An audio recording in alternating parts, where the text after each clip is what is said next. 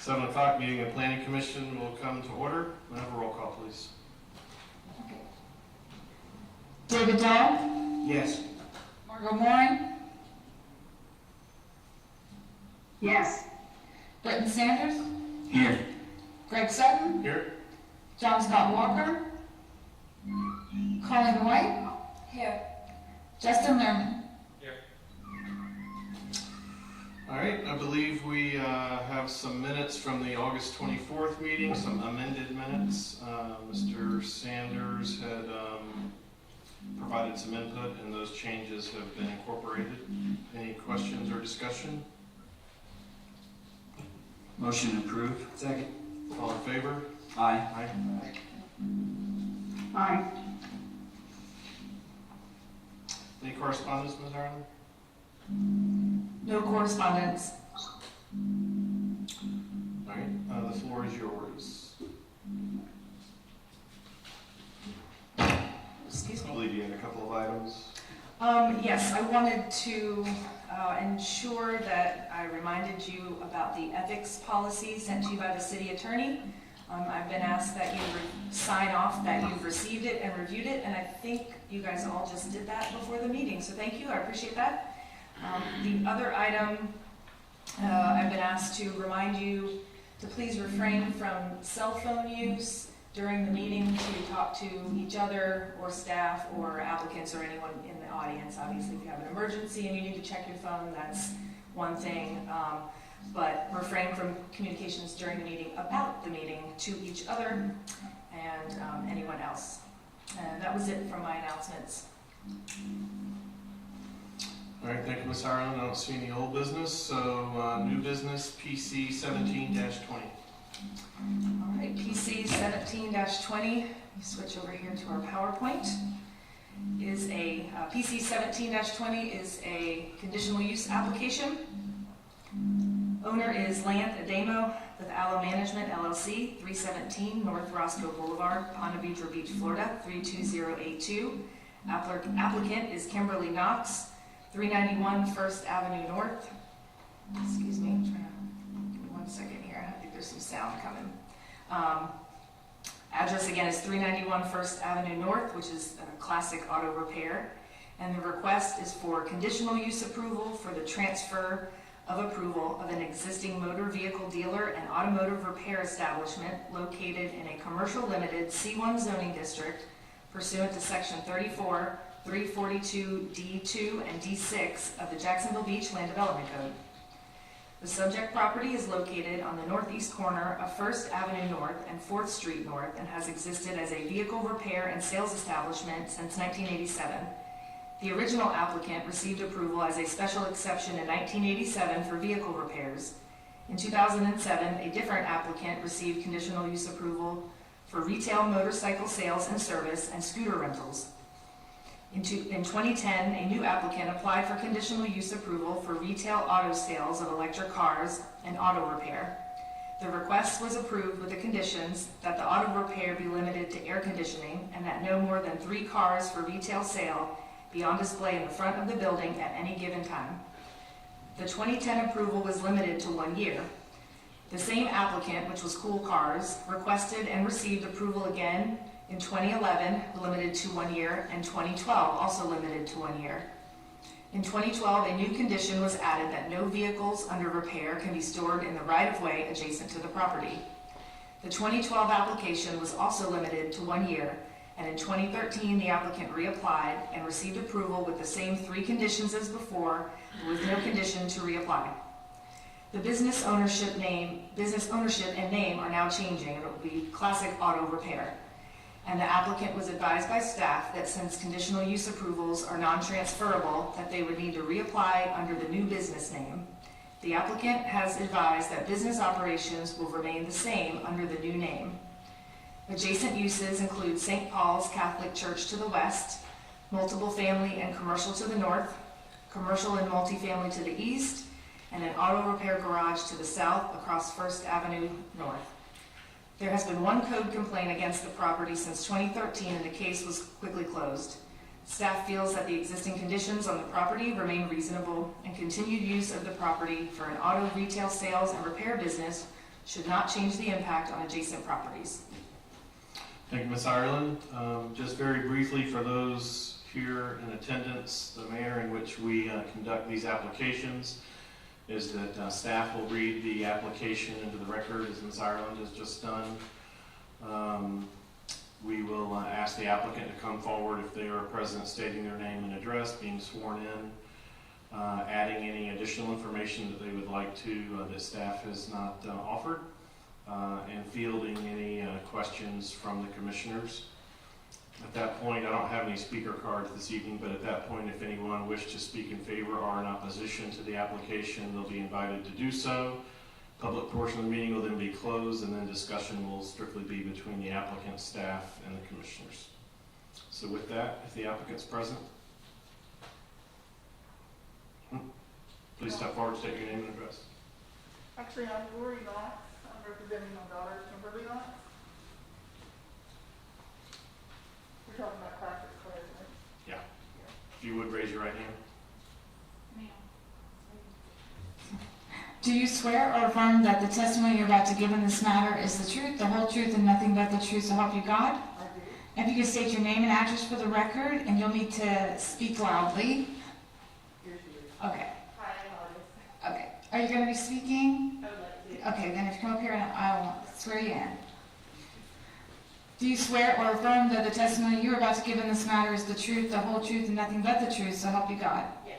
And if you could state your name and address for the record, you'll need to speak loudly into the mic, please. Kimberly Marlene Knox, 391 First Avenue North, Jacksonville Beach, Florida, 32250. Thank you. All right. Thank you, Ms. Knox. You didn't exactly hear what Ms. Ireland offered, but essentially she read into the record probably what you have as far as the comments regarding the application. Is there anything you'd like to add in addition to that? Or? Since I don't know what exactly she said, but I am trying to continue on with my dad's built here for the last 30-some-odd years here at Jack's Beach, and I would like to be able to continue to contribute to the community here. Questions from the commissioners? Quick question for Kimberly. So you guys are only doing, you're still limited to AC and conditioning or air conditioning repairs, correct? Is that all you're doing? We do some other basic auto work though as well, just like oil services and some, tune-ups, things like that. Okay. Question, I guess, for Ms. Ireland. So these three conditions that were started in 2010, carried over in 2012 and into 13, those still remain on the property, is that correct? Yes, that's correct. Okay, so are you aware of the three conditions on that property? Off the top of my head, I have to read it. I do not know. Sorry. So I'll just read them real quick. So the first one is limited to air conditioning repair. Yes. No more than 3 cars for retail sale be on display in front of the building at any given time. Yes. And then no vehicles under repair can be stored in the right-of-way adjacent to the property. Yes. Okay. And when you say adjacent to the property, I just want to make sure, is that on the side where the school is, St. Paul's? I just want to make sure I know what they're right in. It basically is outside your fence. That would be off the property and in the right of way. Okay, is that during off hours or like, or? I believe that was all the time. Yeah, Okay. just the cars that are there for repair. That's the way it was drafted back in 2013. Absolutely, I understand, thank you. Yes, ma'am.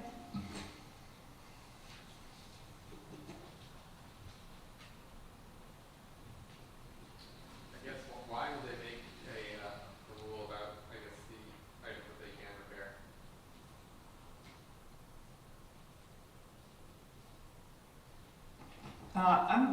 I wasn't here in 2013, so I can only speculate. I believe that probably at the time, and maybe Ms. Knox, you can answer that, when the application was originally submitted, that was all the business was doing, or mostly was the air conditioning repair. So that's all I can speculate. I didn't listen to the audio or read the minutes of that 2013 meeting. But those are the conditions, as Mr. Sanders stated, limited to air conditioning and heating repair, and then no more than 3 vehicles for sale, and then no vehicles awaiting service parked basically outside of the fence. So that's been in place since 2013. We're changing to classic auto repair. It's still aren't obvious that all they do is, air conditioning. So maybe that's something else that needs to get changed before we. Yeah, I believe the auto repair business directly across the street, which is Willard's still, I think they do more than just AC repair, so that's a great question. I just wouldn't want to give, access and then only can do AC, especially if the name is changing to classic auto repair. It doesn't make a whole lot of sense. And it sounds like you guys do more than AC repair on cars. Yes, and to be honest, I actually wasn't aware of those three conditions before now, so that's new to me. I apologize. Is there a way for me to expand that?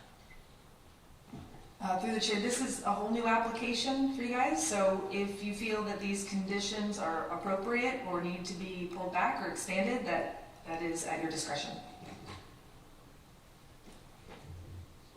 To the chair. I think the reason at the time this original air conditioning limitation was put on is turnover. A turnover on the lot of the work being done for air conditioners is quicker than some of the others. If you're out for an engine or you've got a radiator that you got to get, whatever, it's easier to turn over an air conditioner. And I think what Ms. Arlen just said is appropriate for us if we wanted to, but I think that's what the purpose was at the time, was there may have been neighbors there that didn't want car, I'm sure it was parking, and off-premise parking. And if that's taken care of, then I don't think there's a problem, myself personally. Ms. Ireland, the property directly to the east, what is that? Do you know? Off the top of my head, it was a Catering? business, and I believe now it's the Cat Place. It's the caffeinated cat. Cats and You can get coffee. lattes if you want to. You're gonna get a latte and adopt a kitty. So has that business turned over, or is it the same owner? It's a different owner and Okay. business. That's where a decent portion of the feedback came from last time, and the concern was that prior business owner next door, so I can vouch for that, having been here, so. But I don't really see any issue expanding that. Through the chair, I got one question for the applicant, if I don't Yes, sir. mind. This application states that there's vehicles for sale. Do you guys sell vehicles? Is there vehicles for sale on that lot? I believe there's one or two, but we don't have a sign out there. It's Okay. just customers that have come and they no longer want to repair their vehicles, so if someone stops by, like, we don't advertise Okay. that we're selling vehicles. How many parking spots do you have? So after you finish fixing a vehicle, I guess how many spots do you have? Approximately 7, depending how big the vehicle. Through the chair. Yes, sir. Are the cars that are currently parked on the west side of your business really kind of, I think, in the right of way, or I think they're out in the right of way actually? Are those your vehicles, all those old Toyota Rovers and the kind of Jeep kind of things? Yes, technically, we are, yes. Yeah, I think they're in the right of way. Everybody thinks of it as their property. Even at your home, you think of it as your property, but there's a right of way Okay. that the city has a right of way for. So I think if we're asking to drop the type of mechanical repairs done, that we need to make sure everybody understands what we're talking about with parking, because that's what caused the problem last time, I believe. Okay, and on the west side of the property, how far does it extend to the property line? That's all right away? Or is it, like, can I park something? But, I mean, you can check with staff, they can Right. answer that, can look at the property and give you an answer, if you want to get with Ms. Ireland, this week sometime. And I believe that would be on 2nd Avenue as well, correct?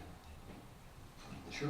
There's gonna be a right of way on both, so. Correct, yeah, on both corners. So again, basically outside the fence line or on the south end of the property, it would be past the sidewalk. Like on the street side of the sidewalk, that would be the right of way and not on the property. So I think maybe that was where the original condition came from, because there were cars parked out there, kind of in the dirt and grass area, and that's off your property.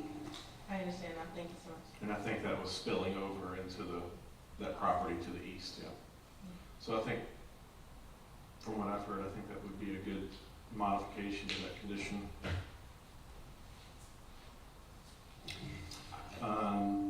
Any more questions for the applicant?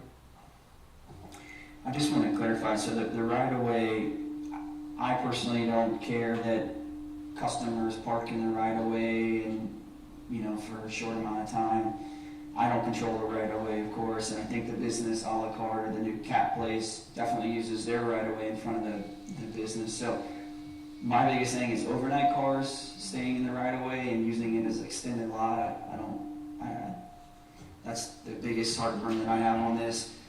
I don't have any issue with removing the conditions for just limited to air conditioning, as well as, any cars that you have in your lot for sale for customers. I don't have issues for that either, so. Yes, I'm happy to remove the vehicles that do stay overnight currently because they cannot move in the right of way on the west side of the building. Any other questions? Thank you. Thank you. As I mentioned earlier, I don't have any speaker cards for this application. Was there anyone that wishes to speak in favor or in opposition? All right, seeing none, public portion of the meeting is closed. Any discussion, or do I have a motion?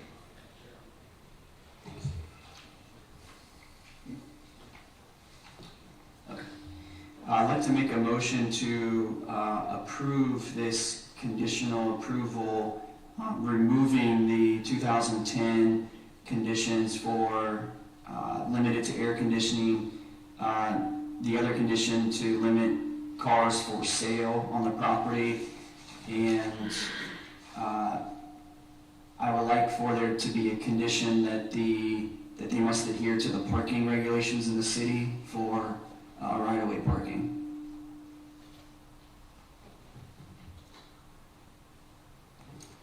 A second. All right, I have a motion and a second. Roll call vote, please. David Dahl, Yes. Margot Horning, Margot? Yes. Britton Sanders, Yes. Colleen White, Yes. Greg Sutton. Yes. All right, your application has been approved with those conditions, or with that condition. All right, Ms. Ireland, PC 18-20.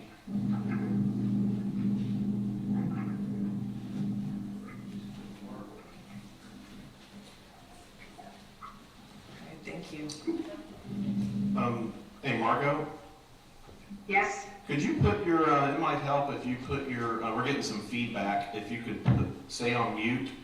Maybe you are, but if you could stay on mute until you need to speak. Will do. Thank you. All right. Thank you.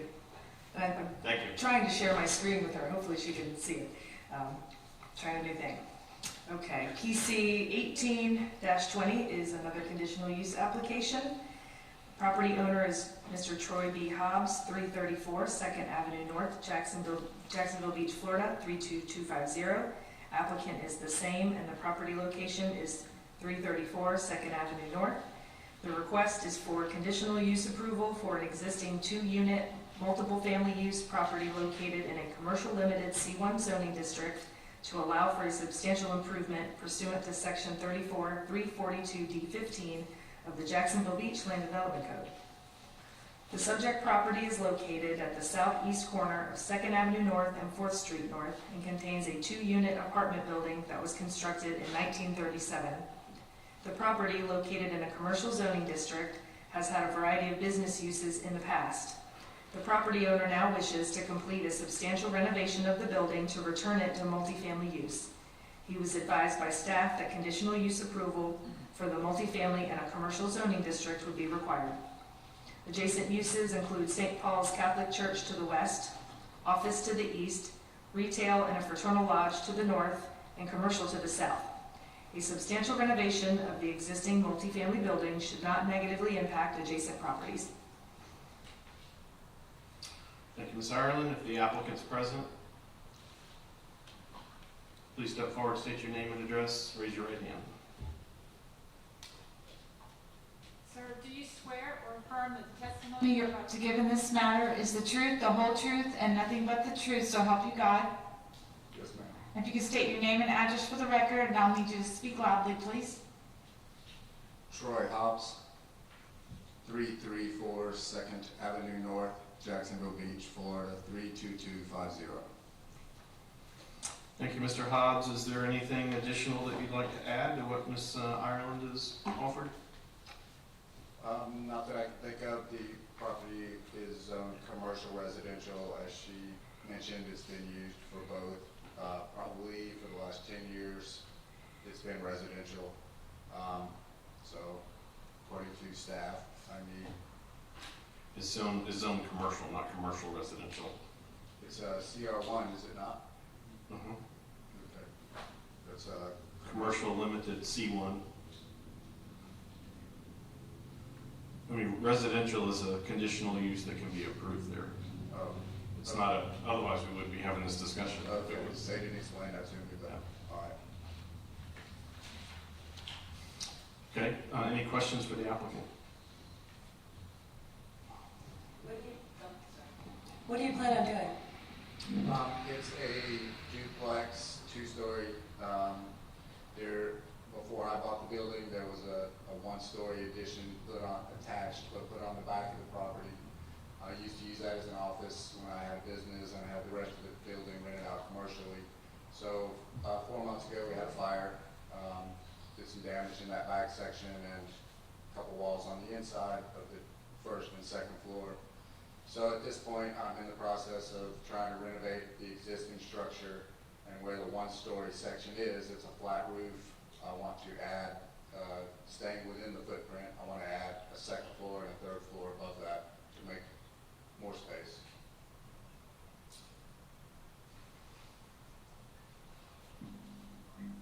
Mr. Chairman, this is, I'm sorry, I'm having a bit of difficulty understanding the applicant. My specific question was about parking, and forgive me if that's already been addressed, but if you could just repeat that one part.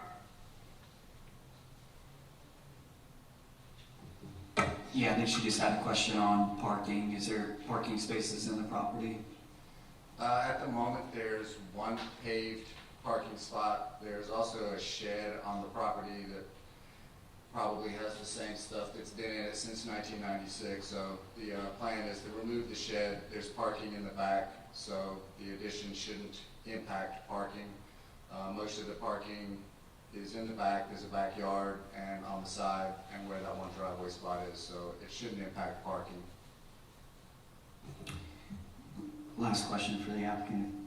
Yes, sir. Are you aware of the height requirement if you're going 3 stories? Yes, sir. Okay, thank you. I have preliminary drawings, but we're at about 33 feet. Any other questions for the applicant? Thanks, Troy. Appreciate it. Thank you. I don't have any speaker cards for this application. Was there anyone present that wished to speak in favor or in opposition to the application? Seeing none, public portion of the meeting is closed. Any discussion, or do I have a motion? Motion to approve? I'll second. I have a motion and a second. A roll call vote, please. Margot Mori? Margot Mori? Yes. Britton Sanders? Yes. David Dahl? Yes. Colleen White? Yes. Greg Sutton? Yes. All right, your application has been approved. Ms. Ireland, Planning Department report? The only thing to add is our next meeting will be October 26th, tentatively, if we receive any applications for that meeting. For right now, we have nothing for the 28th of September and nothing for the 12th of October. That's it. Thank you, everybody. All right, thank you.